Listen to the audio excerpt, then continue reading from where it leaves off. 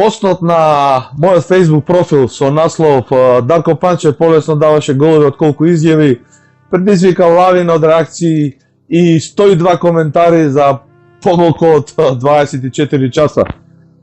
Луѓе со име и презиме, поранешни фудбалери, повеќе познати, помалку познати, пишуваат, јавно го напаѓаат Панчев, некои го фалат, други го бранат, трети дури доаѓаме до границата тенка, многу го навредуваат. Не се. Сето ова ја предизвика емисијата на најновата емисија на нашиот канал на YouTube, која ќе следи во продолжение, на која тема е, ајде да кажеме, ликот и делото на Дарко Панчев како фудбалер, како спортски работник, спортски директор на Вардар и вардарец воопшто. Еден од коментарите на Facebook профилот кој беше предизвикан од насловот кој јас го постирав, полесно да даваш голови од колку изјави, беше дека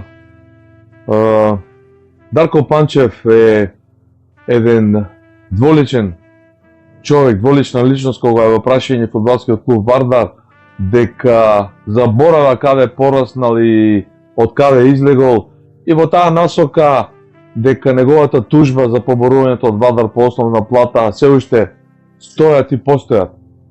За ова, како дел, како човек кој партиципира во Вардар, нема да зборувам, ќе го прескокам тој дел, иако во мојата емисија долгот на Вардар стои дека Вардар му долгува и на Дарко Панчев по основна плати. Меѓутоа, најновата информација која датира некаде тековниот месец вели дека Александар Кировски, голман кој дојде во Вардар во времето кога Вардар играше во Лига Европа или се надпреваруваше тука некаде и каде што Дарко Панчев беше спортски директор, по негов налог, по негова инструкција, по негова инсистирање, по негова проценка е донесен голманот Александар Кировски, кој за кого биле платени 150.000 евра во тоа време, од касата на Вардар се излеани.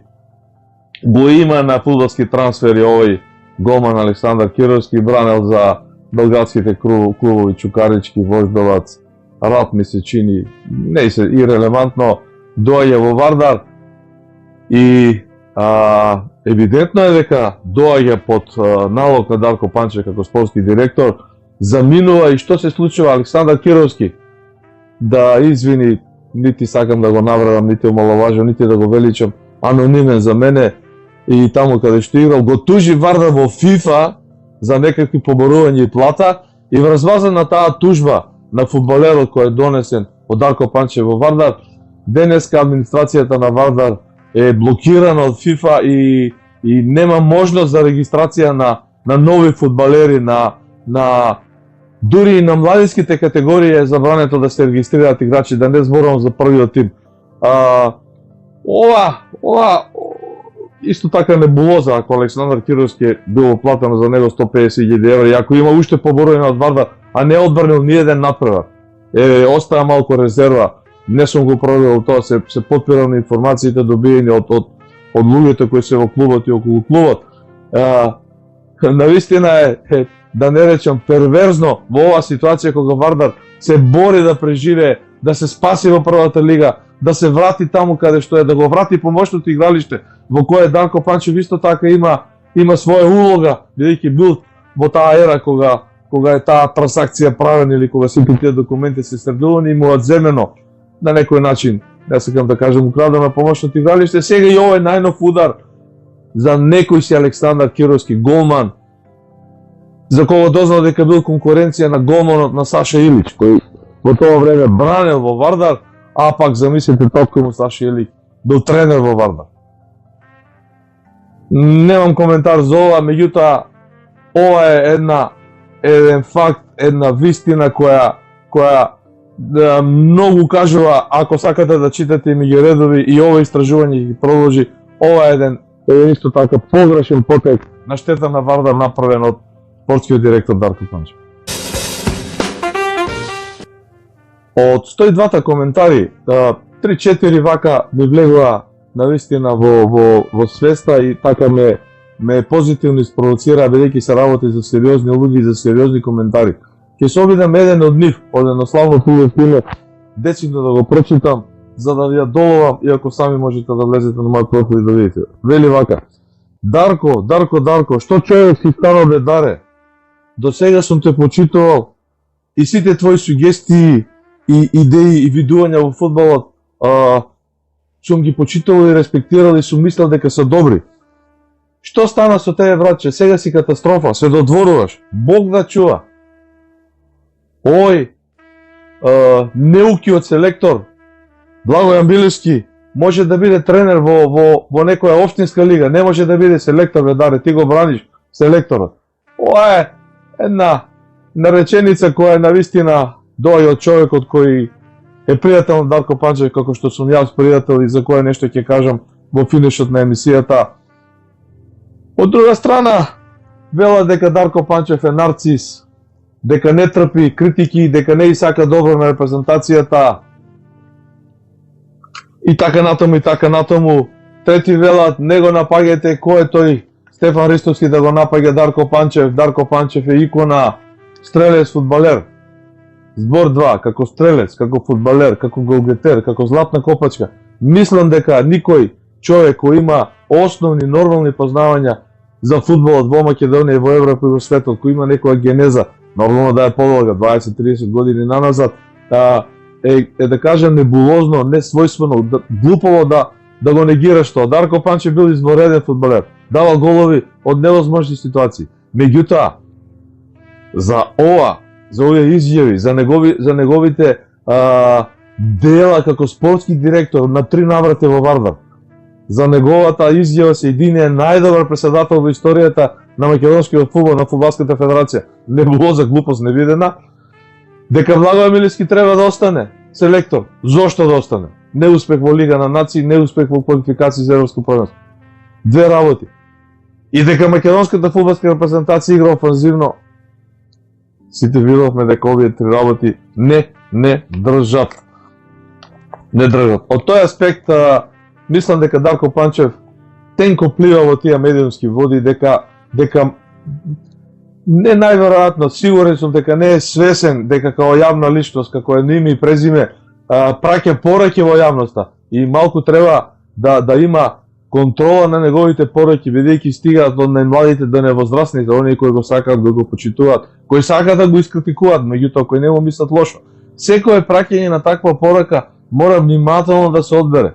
Зошто е тој пиар дел, зошто се тие советодавни тела, некои инструкции како со поинакви зборови да се каже тоа што се мисли, ако воопшто го мислиш. А на некој начин излегува дека Дарко се додворува на фудбал, можеби сака да биде спортски директор на Фудбалската федерација. Кој знае, тоа е негова работа, на него останува. Во овие коментари има многу и блиско до навреди на Дарко Панчев дека е многу под нивото на Горан Пандев. Мислам, не беше темата тоа да не се споредуваат Горан Пандев и Дарко Панчев. Резултатите ќе ги извадиме во некоја наредна емисија, ќе видите дека Горан Пандев е далеку пред Панчев по постигнатото во фудбалот, низ бројки и низ резултати. Не зборуваме за ништо друго и во кои екипи играле двајцата во некоја наредна емисија. Меѓутоа, и во овој пост проведува тоа, јас сум должен да кажам дека Дарко Панчев не вложи ни 1% во македонскиот фудбал со своји лични пари од она што Горан Пандев со своји лични пари го истовари и го испорача на македонскиот фудбал. Но за тоа потоа одиме со последниот дел од нашата емисија. Дарко Панчев, малку и од стручно приватен наговор. Некаде 92-3 година, кога се формираше македонската фудбалска репрезентација, Дарко Панчев го имаше тој трансфер од Црвена звезда во Интер, а ние во скок со тогашната екипа настојувавме да правиме ексклузивни вести, ексклузивни информации. Секогаш во преден план ни беа тие наши звезди, Панчев, Најдовски, Станојковиќ, Канатларовски, потоа отиде да игра во Шпанија, па Чеде Јаневски, Бабунски, Зоран Бошковски, Чоко и така натаму. Се извинувам ако некого заборавам. Меѓутоа, по имиџот, по по зборовите Дарко Панчев сепак беше број 1. Сме имале мал број интервјуа со него, сум ги правил јас. Еве една од фотографиите кои извадив од мојата лична архива. Ке видите пред колку години е тоа по самата физиономија на нас двајцата, ирелевантно, не сакам за тоа толку да зборувам. Меѓутоа, сакам да кажам дека со Дарко Панчев сме имале многу прилики, многу пати сме разменувале мислења и сме се почитувале и да не речам потпаролски или пиарски ме слушал. Во времето кога партиципирав како потпарол, бев избран, назначен за потпарол на Фудбалската федерација на Македонија, Дарко Панчев имаше амбиции да влезе во Фудбалската федерација, на некој начин да дојде до смена на Ламбе Арнудов, а Дарко Панчев да биде назначен на тоа место. Имаше тука многу работа со нашите заеднички пријатели, 1 милион пријатели заеднички, не би сакал да ги ставам во оваа каша, бидејќи 90% од тие се изгореа исто како и јас, кога Дарко Панчев во салата на Царинска управа некаде под Кале на тајно гласање загуби од Каџеристички, ми се чини 78 спрема 12, од прилика околу 90 делегати гласаа од исто толков број на општински сојузи или малку помалку, ирелевантно. Значи, не беше Степан Дарко Панчев, бевме ние и Степани кои стоевме зад него. Јас лично, како потпарол на федерацијата, сум информирал дека во координација со Ламбе Арнудов дека, бидејќи знаев дека ќе си оди, дека е добро да дојде Дарко Панчев. Меѓутоа, делегатите мислеа поинаку, сите ние кои стоевме за Дарко Панчев тогаш ја изгубевме таа битка. Во меѓувреме многу пати, збор 2, не сакам да биде непријатно, навистина сме биле пријатели, сум одел со екипа на скок кај него дома и сум имал честа, малку се зафркаваше. Мијалчо еден од ретките си кој влегуваш дома кај мене на голема врата, ја отвараше она големата негова капија. Ова, чисто да знаете колку време ние догаруваме и колку време се познаваме и горе-доле секој пат сме биле коректни. Никој пат немало нешто плюс-минус на тоа додавање, иако поротко се гледаме ради динамиката на животот. Меѓутоа, од мој агол, од моје искуство, од мој новинарски перископ, скоков микроскоп, од моје целото искуство, сите овие изјави со кои се расфрла Панчев, не сакам да навлегувам за дадените изјави директно во политиката и за праќањето на тие пораки, колку негативно врз него се одразуваат. Тоа не е моје, тоа е негово. Животот тече, пријателите остануваат секако звездите и кога не ги гледаш, тие се некогаш со тебе. Кој може да го разбере тоа добро, кој не може да го разбере, самиот има проблеми.